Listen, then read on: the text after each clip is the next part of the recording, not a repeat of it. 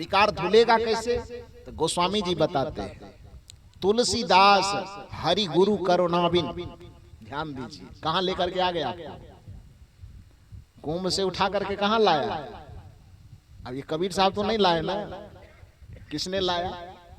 गोस्वामी तुलसीदास कि तुलसीदास हरि गुरु करुणाबिन। हरि शब्द का प्रयोग फिर आप भ्रम में नहीं पड़िएगा कि हरि का नाम क्यों लिया, क्योंकि वैसे रूढ़ अर्थ में हरि शब्द का अर्थ विष्णु होता है, लेकिन हरि शब्द का व्यापक अर्थ होता है कि हरंति पापानि इति च हरि, की जो हमारे समस्त पापों का हरण कर ले, हमारे विकारों का हरण कर ले, हमारी अज्ञानता का हरण कर ले, हमारे कुविचार और कुसंस्कार का हरण कर ले।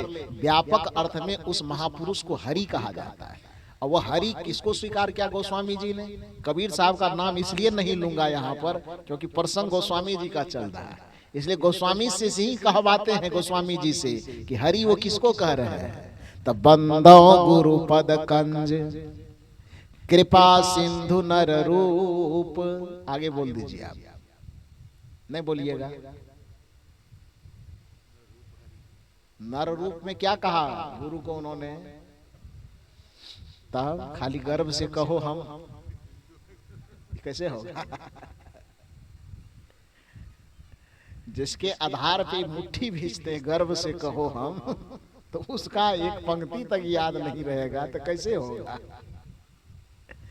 बंदो गुरु पद कंज कृपा सिंधु नर रूप हरि, महामोहतम पुंज जासु वचन रवि कर निकर।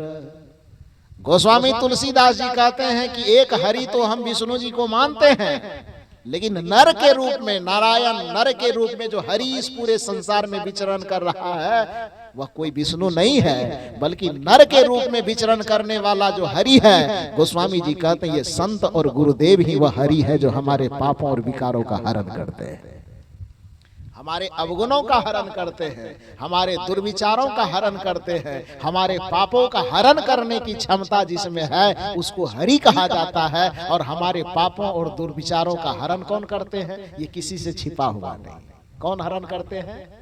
गुरु हरण करते हैं। बंदो गुरु पद। इसलिए गोस्वामी तुलसीदास जी रामचरितमानस लिखने के लिए कलम उठाते हैं कि हमें राम जी का गुणानुवाद करना है, लेकिन कलम उठाने के साथ उसका आत्मा गवाह नहीं देता है कि राम जी का वर्णन बाद में करेंगे। पहला वर्णन किसका करेंगे? गुरु का। कलम उठाते हैं राम जी की गाथा लिखने के लिए, लेकिन गुरु से अलग हट करके पहले गुरु की अवहेलना करके राम जी तक पहुंचे। गोस्वामी जी ये सलाह नहीं देते हैं, इसलिए राम की कथा बाद में, राम की वंदना बाद में। पहली कथा और पहली वंदना किसकी? गुरु की। बंदो गुरु पद कंज कृपा सिंधु नर रूप हरि, महामोहतम पुंज जासु वचन रवि कर निकर। तो स्पष्ट हो गया कि रामचरितमानस में हरि किसे कहा गया? किसको कहा गया? नर रूप हरि किसको कहा गया? बंदो गुरुपद कंज, मैंने सदगुरु को क्या कहा गया? हरि कहा गया। तो जब संत को और सदगुरु को हरि कहा गया, अब वहां गोस्वामी तुलसीदास जी उस विनय पत्रिका की पंक्ति को देखिए कि तुलसीदास हरि यानी संत, गुरु, हरि और गुरु की यानी संत और गुरु की कृपा के बिना विमल विवेक न होई। विशुद्ध विवेक, तर्कपूर्ण विवेक, प्रज्ञा चक्षु से भरा हुआ विवेक आपके अंदर जागृत नहीं हो सकता जब तक गुरु की कृपा नहीं होगी, जब तक सत्संग का आधार नहीं लीजिएगा। ये कबीर साहब तो कह ही रहे हैं कि जड़ बिनु बेल, बेल बिन तुम्बा, बिन फूले फल होई। कहा ही कबीर सुनो भाई साधु, गुरु बिन ज्ञान न होई। ये कबीर साहब का डंका के चोट पर तो है ही, लेकिन कबीर साहब के सुर में सुर मिला करके गोस्वामी जी भी कहते हैं कि तुलसीदास हरि गुरु करुणा बिन विमल विवेक न होई, अब बिन विवेक संसार घोर निधि पार न पावे कोई। जब तक साधु और गुरु की दया नहीं होगी, जब तक ये साधु गुरु दया करके आपके अंदर के पापों का हरण नहीं करेंगे, विकारों का हरण नहीं करेंगे, तब तक जन्म मरण के चक्कर से, आवागमन के बंधन से आपको मुक्ति नहीं मिल सकती है। ये गोस्वामी तुलसीदास जी कह रहे हैं। तो चाहे निर्गुण के तरफ से देखो कि चाहे सगुन की तरफ से देखो, लौट करके कहाँ आना है? सत्संग में आना है। अब प्रवचन को बंद किया जाए? हाँ ना।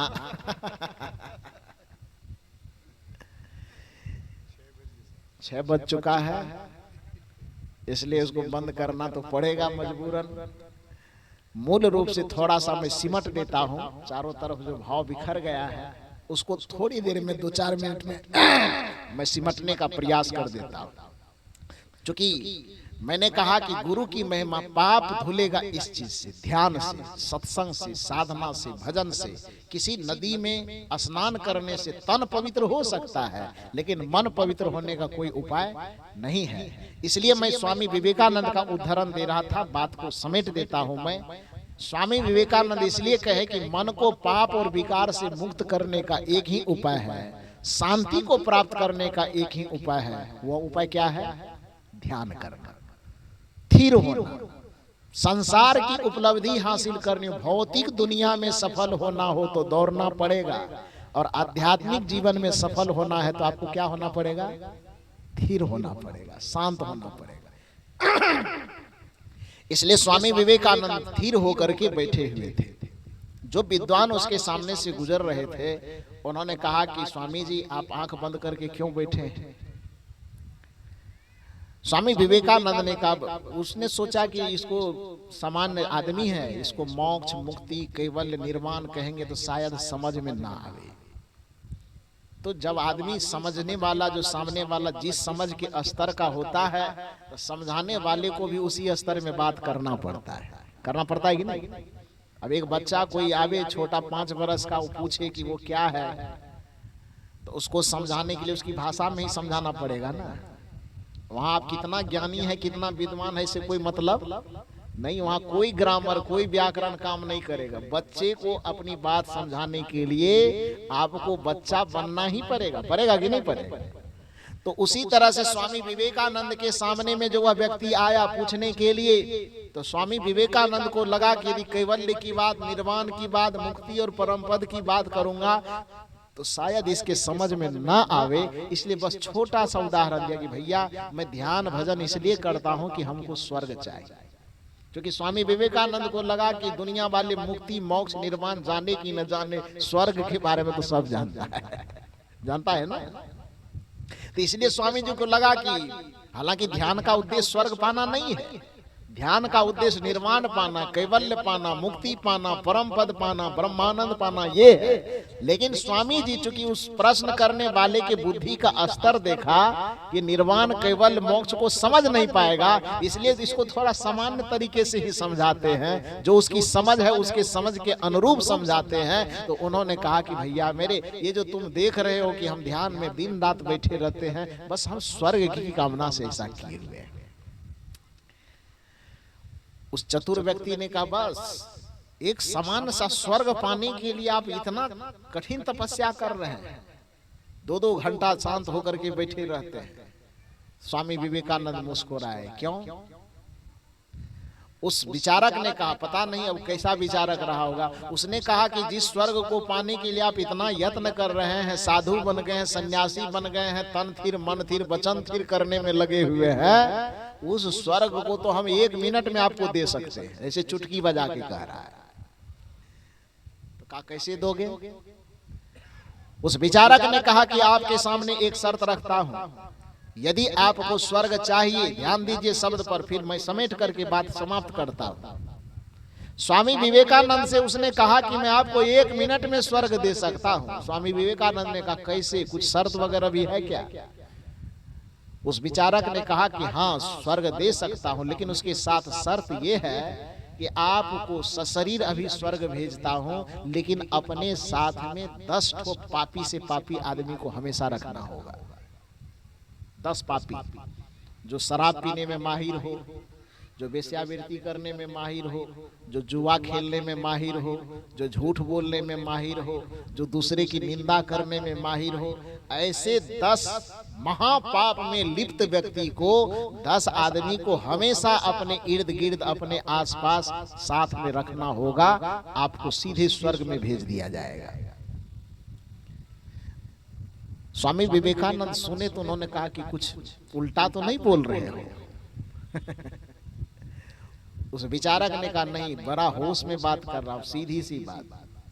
यदि आपको शरीर सहित स्वर्ग जाना है तो अपने साथ में पाप में डूबे हुए ऐसे 10 व्यक्ति को हमेशा साथ में रखना होगा। स्वामी विवेकानंद ने कहा कि नरक का भी यदि कोई कंडीशन हो तो थोड़ा बता दो हमको, फैसला बाद में कर लेंगे, लेकिन कंडीशन की जानकारी तो हो। उस विचारक ने कहा हाँ, नरक का भी कंडीशन है। यदि आप नरक जाना चाहते हैं तो शर्त यह है कि आपको अपने साथ में 10 पुण्यात्मा को साथ में रखना होगा, जो सत्संग करता हो, जो ध्यान करता हो, जो सुमिरन करता हो, जो भजन करता हो, जो दया क्षमा करुणा प्रेम से जिसका हृदय भरा हुआ हो, ऐसे ऐसे 10 पुण्यात्मा को दिन रात आपको साथ में रखना होगा, हमेशा उनकी संगति में रहना होगा, तो आपको सीधे नरक भेज दिया जा सकता है। स्वामी विवेकानंद ने कहा कोई नशा में तो बात नहीं कर रहे हो, और कहीं ऐसा तो नहीं है कि स्वर्ग वाला कंडीशन नरक में और नरक वाला कंडीशन स्वर्ग में बता रहे हो। विचारक ने कहा नहीं नहीं नहीं, पूरे होश में बात कर रहा हूं, ध्यान दीजिए। यदि स्वर्ग चाहिए तो 10 पाप में लिप्त व्यक्ति को साथ में रखना होगा, और यदि नरक चाहिए तो 10 ठो पुण्यात्मा धर्मात्मा महात्मा को साथ में रखना होगा। शर्त यही है, कंडीशन यही है। स्वामी विवेकानंद बिना कुछ सोचे समझे बोले कि मेरे लिए नरक का टिकट कंफर्म कर दो। क्या करो? स्वामी विवेकानंद ने क्या कहा कि यदि आपकी शर्त, आपका अनुबंध यही है तो मेरे लिए कौन सा टिकट कंफर्म करो? नरक का। उस विचारक ने कहा कि बड़ा गजब है, स्वर्ग तो इतना मनोहारी चीज है कि दुनिया में पाप करने वाला आदमी पंडित जी को घूस घास देकर के भी स्वर्ग जाना चाहता है। खटिया देके, तकिया देके, जूता देके, छाता देके, तंत्र जपवा के, मंत्र जपवा के, पूजा करके, पाठ करके जीते जिंदगी तो चाहता ही है, मरने के बाद भी बाल बच्चे को कह के जाता जमीन बिक जाए तो बिक जाए, लेकिन श्राद्ध जरूर करवा देना। खटिया जूता चटिया जो देना हो दे, ताकि हमको स्वर्ग मिल जाए। तो स्वामी जी, स्वर्ग का आकर्षण भारतीय मानस में इतना ज्यादा है, भारतीय जनमानस में इतना छाया हुआ है कि स्वर्ग चाहिए। तो जीते जिंदगी आदमी चाहे जो करे, मरने के बाद भी अपने पीछे वाले पीढ़ी को कह के जाता है कि और कुछ करना नहीं करना, लेकिन हमारा स्वर्ग पिंडदान जरूर करते रहना।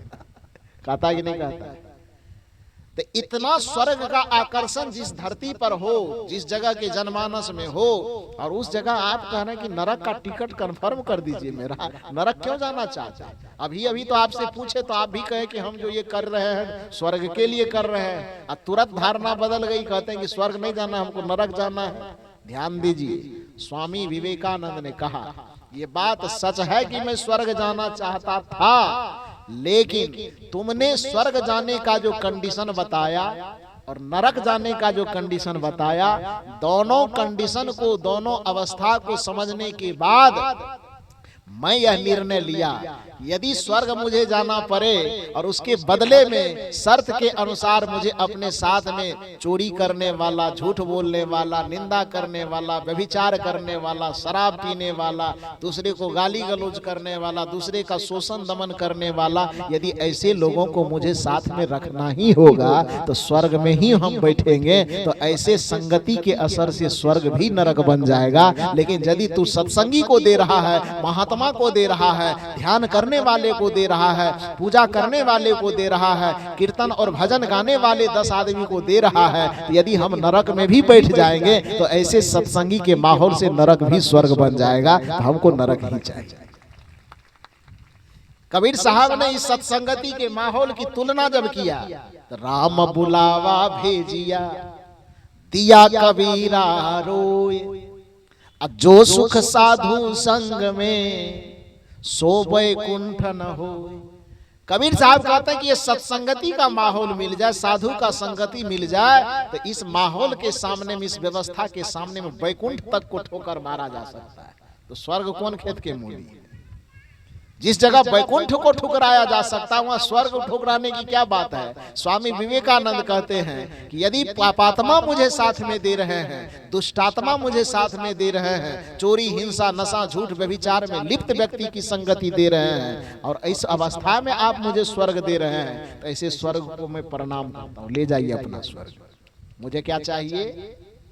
यदि साथ में मुझे सत्संग करने वाले मिले, साथ में मुझे गोविंदा वाले लोग मिले, साथ में ये सत्संगी मिल जाए, साथ में भक्त मिल जाए, और सामने में माइक मिल जाए, और इतना सुनने वाला मिले, तो इस कंडीशन में यदि नरक भी मिलता है तो वो नरक हमको स्वीकार है, मंजूर है कि नहीं है? ऐसा नरक चाहिए कि नहीं चाहिए? चाहिए ना। ऐसा नरक लेने में कोई आपत्ति नहीं है। तो स्वामी विवेकानंद कहते हैं कि सत्संगति में वो सामर्थ्य है, ध्यान में वह सामर्थ्य है, भजन में वह सामर्थ्य है, जो सामर्थ्य एक दिया में है कि अंधकार घना मिले, लेकिन यदि दिया पास में हो तो अंधकार में भी उजाला हो सकता है। लेकिन यदि हमारे पास दिया नहीं है तो फिर वह अंधकार हमारे लिए भयावह हो जाएगा। तो सत्संग वह दिया है, दिया मत कहिए बल्कि इसको सूर्य कहिए, कि सत्संग वह सूर्य का स्रोत है कि जिसके पास में सत्संग रूपी सूर्य है उसको दुनिया में कहीं पर नरक मिलने का कोई सवाल नहीं होता है। तो इसीलिए मैंने आपसे निवेदन किया, प्रवचन की शुरुआत मैंने इसी बात से की कि जो व्यक्ति इस संसार में कुछ अच्छा गति चाहता है तो उसको अच्छी संगति करना पड़ेगा। जो व्यक्ति अपने जीवन की सही दशा चाहता है उसे सही दिशा का चयन करना पड़ेगा, क्योंकि दिशा से दशा बंधी हुई है और संगति से हमारी गति बंधी हुई है। यदि हमारी संगति कुसंगति से परिपूर्ण है तो उसके परिणाम में दुख मिलेगा, और यदि हमारी संगति सुसंगति से जुड़ी हुई है तो उसके परिणाम में हमें सुख मिलेगा। इसलिए कबीर साहब ने कहा है कि संगत से सुख उपजे और कुसंगत से दुख होय, कहाही कबीर तहां जाइए जहां अपनी संगति होय। तो कुसंगत के परिणाम में दुख बंधा हुआ है, सुसंगत के परिणाम में सुख बंधा हुआ है, विषय की दिशा से दुख बंधा हुआ है, बंधन बंधा हुआ है, और सत्संगति की दिशा से एकदम राम पद बंधा हुआ है, आत्म पद बंधा हुआ है, आनंद का पद बंधा हुआ है, परम सुख का पद बंधा हुआ है। तो जैसी दिशा का चयन करेंगे आप वैसी दशा आपकी बनेगी, और जैसी संगति का चयन करेंगे आप वैसी गति आपकी निर्धारित है। बस इतना ही निवेदन करके कि आप अच्छी संगति में आइए, सत्संगति में आइए, ताकि आपकी सद्गति हो सके और अच्छी दिशा का, राम की दिशा का चयन कीजिए। गुरु